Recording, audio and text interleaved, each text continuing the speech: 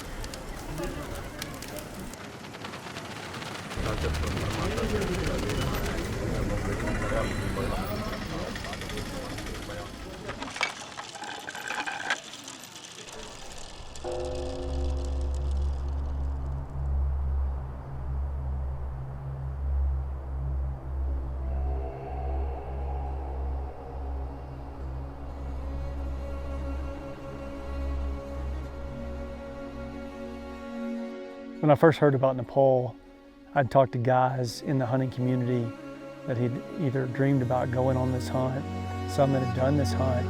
And I've watched documentaries on the mountaineering community in Everest. And I mean, to have the opportunity to hunt sheep in the Himalayas in Nepal, I mean, that's every hunter's dream. How could you not want to do that? Didn't really know a whole lot what to expect. I mean, I've heard stories of big altitude, steep mountains. And outside of that, it just sounded like an amazing adventure.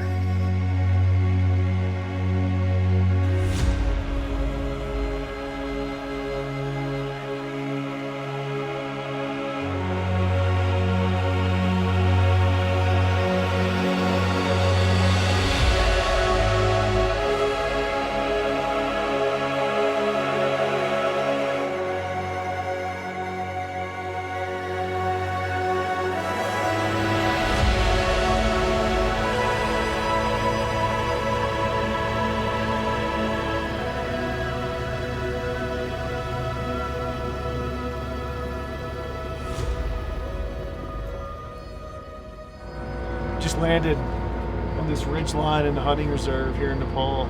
Absolutely amazing flight. We flew past the 4th highest mountain in the world. It's just going to be an incredible adventure. Just the flight set the tone for, I think, a lot of excitement ahead. The guys are out here waiting on us. We just let the chopper shut down and ready to get after it.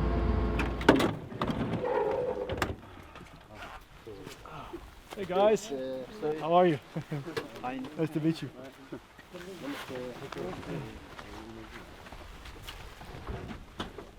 My name is Mahesh and I live in Kathmandu, Nepal, and I've been organizing blue sheep hunts in the Himalaya of Nepal since 1976, and we hunt in the Dorpatan hunting region.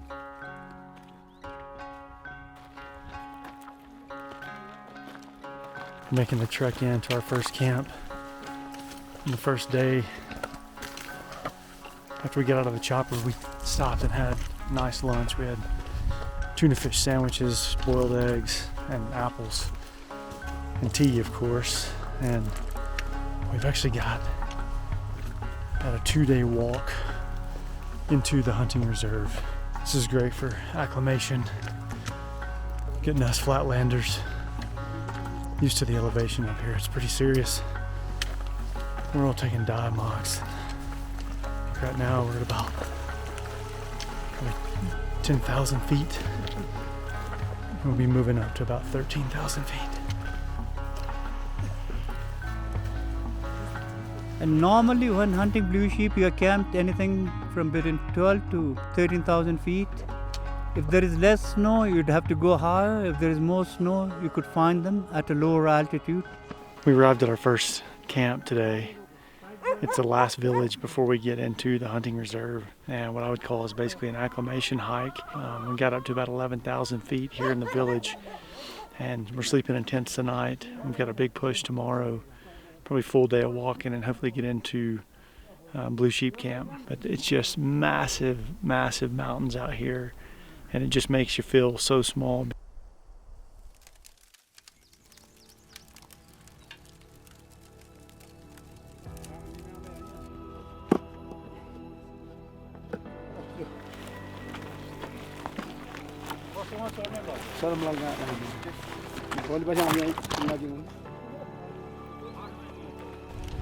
Climbing up now out of our first camp last night.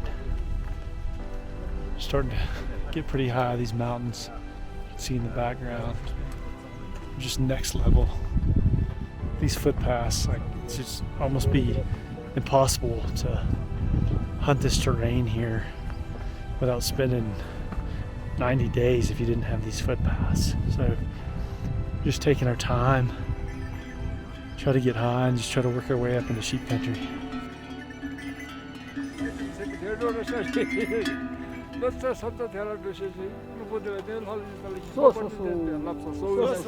The guys have just hung a flag here at the pass as an offering to the gods for good luck, for hunting, and then said a prayer, and it's just spiritual. It's their tradition, and hopefully it gives us good luck on this hunt.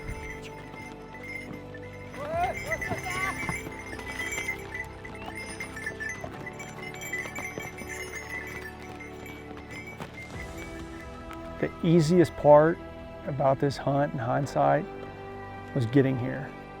Blue sheep hunting, as described by many people who have hunted with us, is a very physically challenging hunt.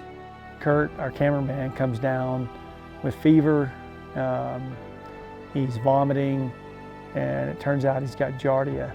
So day one, here we are in Nepal. We've come all this way, 2 days getting in country, and he's down.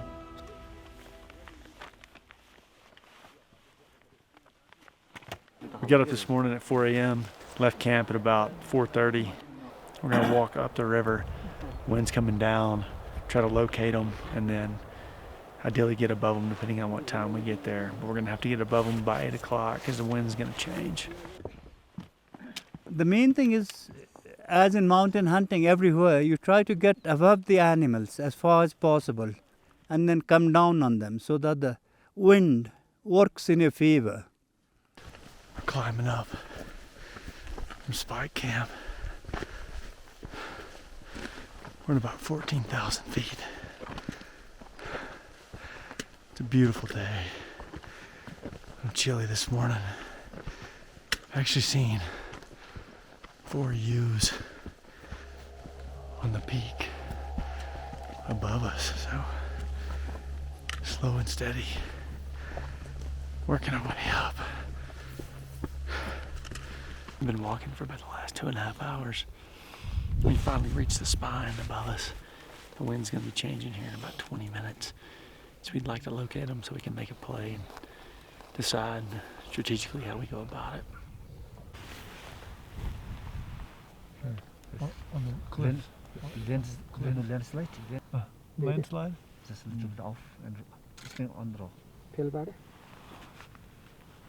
You know how much? 3 round? Yeah. Yeah. How do we get there? How many meters to the sheep? Part of the issue on an international hunt like this is language barrier. 1,600. More. Been here for about 4 hours where we left the sheep yesterday. And these cliffs behind us about halfway up. So we got in a hide site and we've been trying to wait them out. We kept thinking they would move down because there's no way we can get up there. This mountain's about 18,000 feet and there's no way we could do it with half a day. It would take a serious climb, and we're gonna head back to camp, just take advantage of an early day, repack, charge batteries, and make a plan to see what's up on top.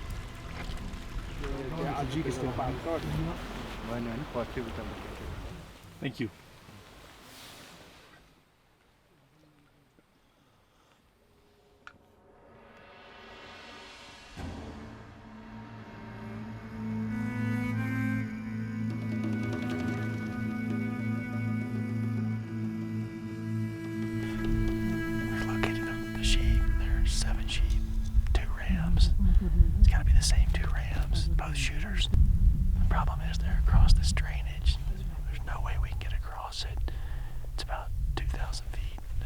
elevation change. We're at about almost 16,000 feet right now. I think the only plan is to go up and around this glacier.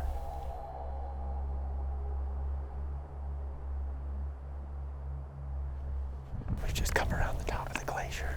There's two good ramps and one very big ramp. They're actually bedded down this drainage. So fingers crossed it's gonna turn out exactly like miracles do happen, like we had planned.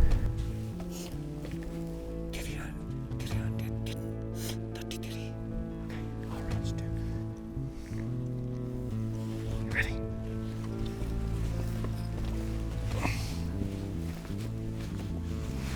I laid prone for about an hour and 45 minutes in the rocks, to the point that when the sheep finally stood up, there was some confusion as to which ram we were on, and that gave the ram enough time, again, as Murphy's Law would have it, to turn and walk downhill straight into the group of the other rams. As Kurt and I are trying to get on the ram, I cannot feel my hand to pull the trigger. I rolled over a couple times. I'm working out my wrist, trying to get the feeling back in my hand to pull the trigger. And long story short, ranged the ram and took the shot.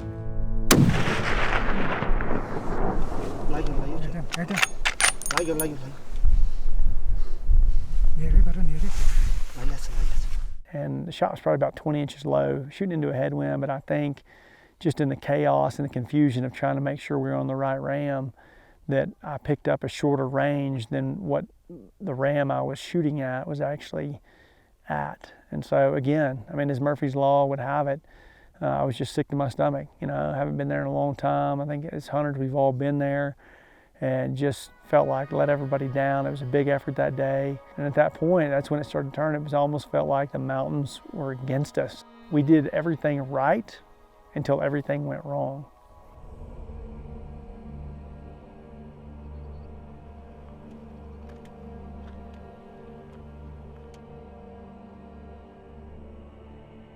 It snowed last night. We got about 3 inches, really cold.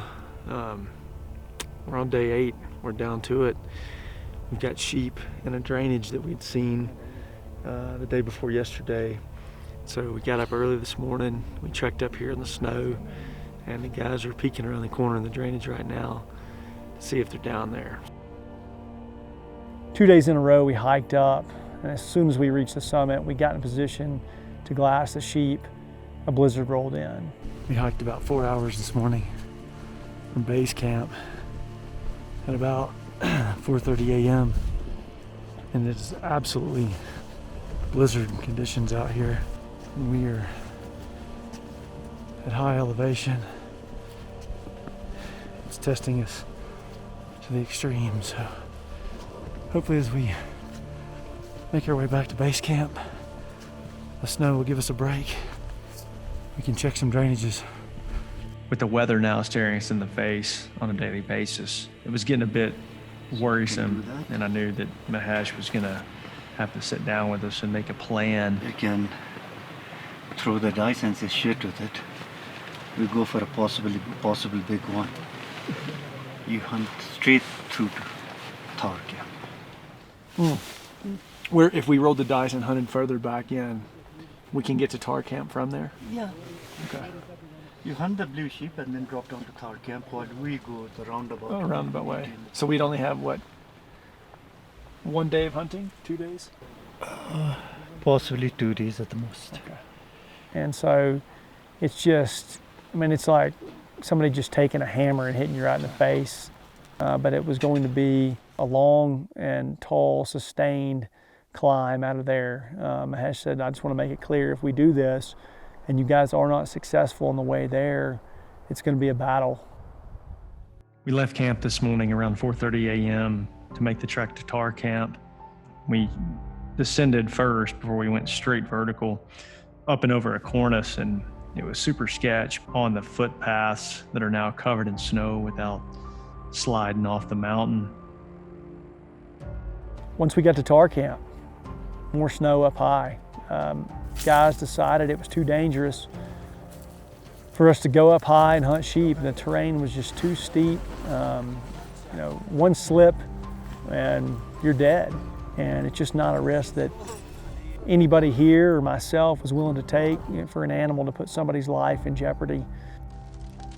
It's interesting that the last 2 sheep hunts that I've been on went down to the wire. They went down to the very last day.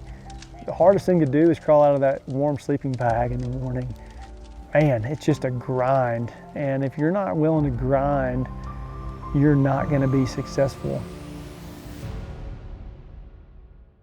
I feel like we've done everything right. We're efforting, we've never been out of the fight unless Mother Nature put us out of the fight. Like, how in the hell did we put ourselves back against the wall? We got to climb this steep mountain just to have an opportunity to get a shot at these rams. And I remember I sent a text to my dad on the inReach, and I said, this is it, just like Alaska. It's get a sheep or bust. It's the final day. And the next morning, we started that climb. That is the longest, most vertical climb that I've ever done in my life. As luck would have it, and everything else on this hunt has been the group that we saw, the 15 sheep. There's 7 ewes on one side at 175 yards, and we've got, I think it was 5 ewes on the other side at 200 yards. I mean, we're right in the middle. They have no idea that we're there. The wind's perfect. All we need is a ram. At that point, it's 4:30. Gets dark at 7. I remember staring into the sunset thinking, how do you justify flying on an airplane for almost 45 hours and to go get your brains beat in to come home with nothing? So come prepared for a sheep hunt, a very, very challenging sheep hunt. At that point, I'd made peace with it. Like, we're done, we're going down the mountain. And we just hadn't had a single piece of luck on this trip. Bren comes down and he says, I saw 2 rams, one small, one's a pretty good ram. And I'm like, you serious? And he motioned yes. And so here we go, up and over drainages. I mean, straight up and down. And we come over, I believe, the 5th drainage on this spine. And we look across at 328 yards and there's this ram, I mean, just beautifully bedded on this spine. And he's looking away from us. And this calm came over me and thought, I'm not sure how we even got here. Let's be calm, let's get a good rest, and let's take the shot.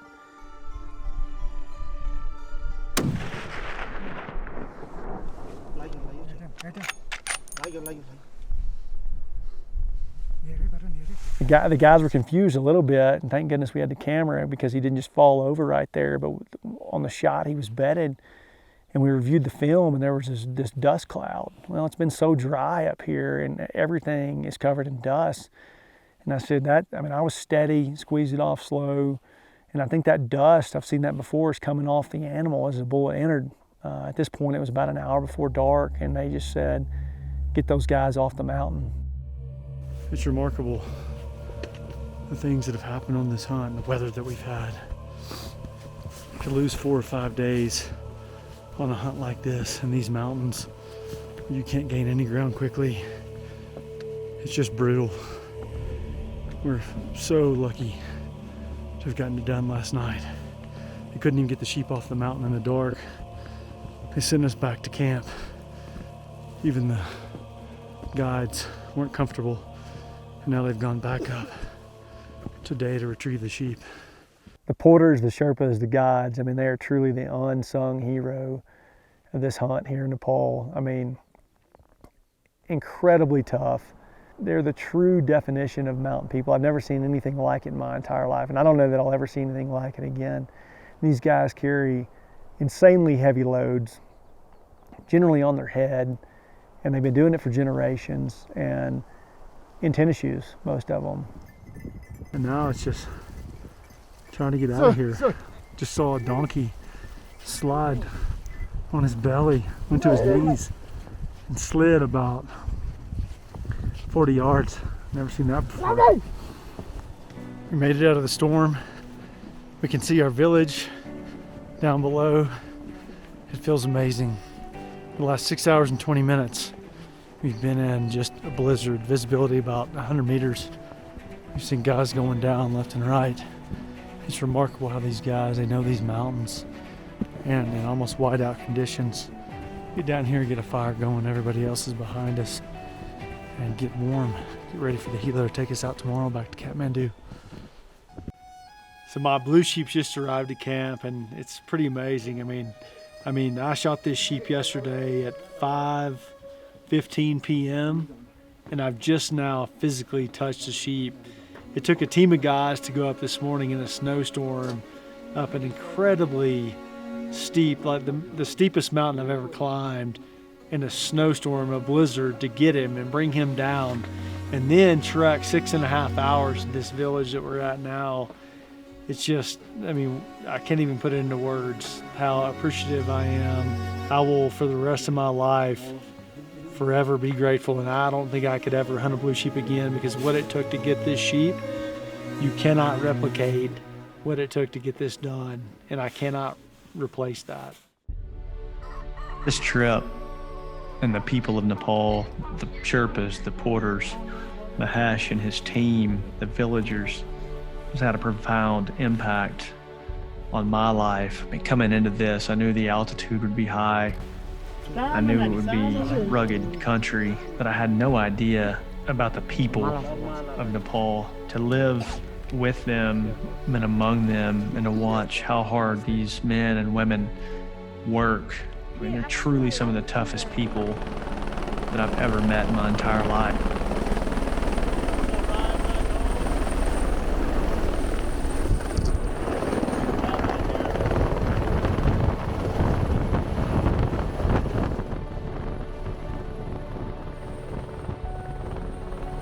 So grateful to have this experience, to be able to come over here and hunt blue sheep with this team of people. It's just a life-changing experience. And now I understand why the blue sheep is arguably one of the most sought-after mountain species in the world. You know, I love the quote, "Hard times create strong men."